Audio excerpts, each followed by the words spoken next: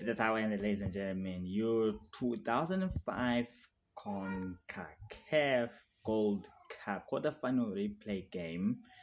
After 21 years later, these two sides met up in the first of two international friendlies, and of course, the first was taking place in Devon.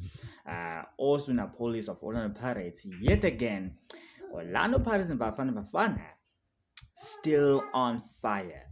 That second half goal is the reason why the game should ended in a 1-1, in a 1-1 result.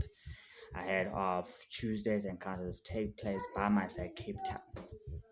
So my question is, it was a big aim for Bafana Bafana to win, besides a team that played is very high ranked than others. See you on Tuesday. Very quiet.